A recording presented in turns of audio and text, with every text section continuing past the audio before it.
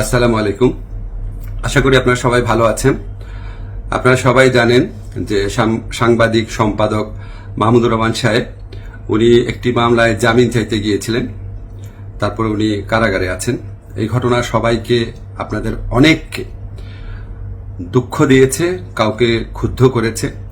আপনাদের কাছে মনে হয়েছে যে এরকম একটা ছাত্র জনতার বিপ্লবের পর আসা সরকার, এই সরকারের সময় কেন ফ্যাসিবাদ বিরোধী লড়াইয়ের অন্যতম অগ্রনায়ক মাহমুদুর রহমান ভাই কেন এখানে কারাগারে আছেন। তা আমি আপনাদেরকে একটু ব্যাখ্যা করি বিষয়টা। প্রথমেই বলে রাখি, আমি ওনাকে খুবই শ্রদ্ধা করি। এদেশে শেখ হাসিনার যে ফ্যাসিবাদী শাসন ছিল, সেটার বিরুদ্ধে যে লড়াইটা আমাদের, সেটার সূচনা করেছিলেন, বুদ্ধিবৃত্তিকভাবে তিনি সূচনা করেছিলেন, এবং এই জন্য ওনাকে প্রচন্ড নিপীড়ন, নির্যাতন ভোগ করতে হয়েছে, যেটার সাথে কোনো কিছুর তুলনা হয় না আর কি।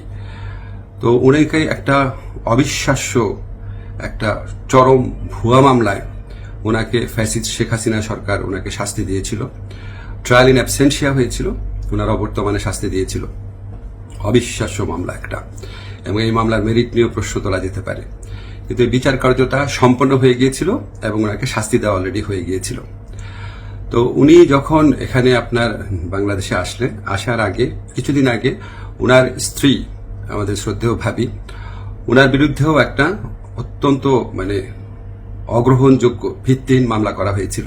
তো উনি সেই মামলাতে সাজা স্থগিত করে আপিল করার জন্য আবেদন করেছিলেন। এই আবেদন কিন্তু আইন মন্ত্রণালয় অর্থাৎ আমার কাছে আসে না, এটা যায় স্বরাষ্ট্র মন্ত্রণালয়ের কাছে। স্বরাষ্ট্র মন্ত্রণালয় যখন আমাদের অভিমত চেয়েছে, আমরা ইতিবাচকভাবে এটা দেখার জন্য জোর সুপারিশ করেছি। আমাদের এই সুপারিশের ভিত্তিতে মাহমুদুর রহমান ভাইয়ের স্ত্রীর সাজা স্থগিত করে ওনাকে আপিল করার সুযোগ দেওয়া হয়। মাহমুদুর রহমান ভাই যেই মামলায় শাস্তি পেয়ে আজকে জেলে আছেন, এক্স্যাক্টলি এই মামলায় আরেকজন বরেণ্য সাংবাদিক শফিক রহমান, উনারও সাজা হয়েছিল। উনি ঠিক একইভাবে মাহমুদুর রহমান সাহেবের যে স্ত্রী আছে, উনি যেমন আবেদন করেছিলেন যে সাজা স্থগিত রেখে আপিল করার জন্য, উনি একইভাবে সেই আবেদন করেছিলেন। আমাদের আইন মন্ত্রণালয়ের মতামতের ভিত্তিতে শফিক রহমান সাহেবেরও সাজা স্থগিত করে ওনাকে মুক্ত মানুষ হিসাবে আপিল করার জন্য যে ওনার যে আবেদনটা ছিল সেটা অ্যাপ্রুভ করা হয়। মাহমুদুর রহমান ভাই এটা করেন নাই।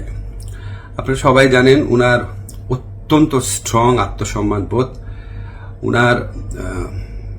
উনি খুব দৃঢ়চেতা মানুষ, খুবই দৃঢ়চেতা মানুষ, প্রচন্ড দেশপ্রেমিক মানুষ। হয়তো উনার এই সমস্ত ব্যক্তিত্বের কারণে উনি মনে করেছেন উনি কোনো সাজা স্থগিতের আবেদন করবেন না, বা হয়তো যে কোনো কারণে হোক, আমি জানি না, উনি সাজা স্থগিত রেখে মুক্ত মানুষ হিসাবে আপিল করার কোনো আবেদন করেন নাই।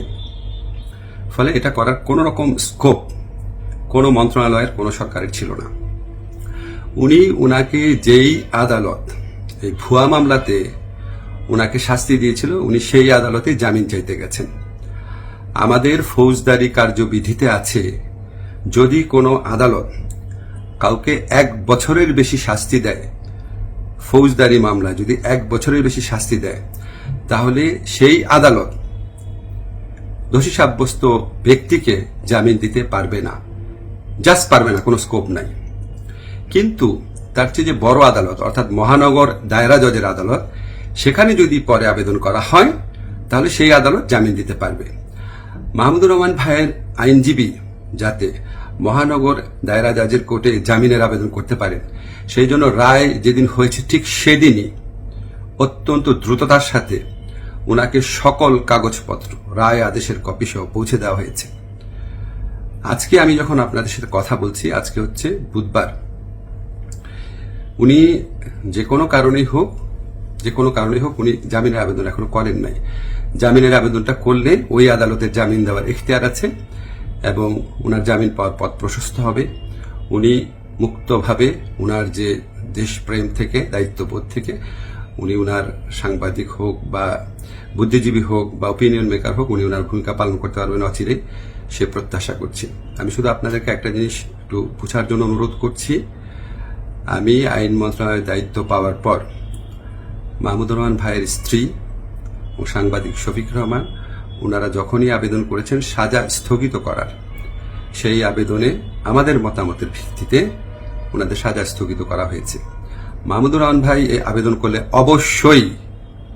অবশ্যই আইন মন্ত্রণালয় থেকে ওনার সাজা স্থগিতের জন্য আমরা সুপারিশ করতাম। আমরা সেই সুযোগ পাই নাই, এখানে আমাদের কিছু করার ছিল না। আমরা মনে করি যে মাহমুদুর রহমান ভাই উনি যত তাড়াতাড়ি, আমরা বলতে আমি নিজের কথা বলছি, যত তাড়াতাড়ি মুক্ত হয়ে আমাদের এই দেশ করার যুদ্ধে ওনার জায়গা থেকে নেতৃত্ব দিবেন, তত এটা দেশের জন্য মঙ্গলজনক। আমি আশা করব খুব দ্রুত ওনার জামিনের আবেদন করা হবে, যাতে ওনার জামিনের পথ প্রশস্ত হয়।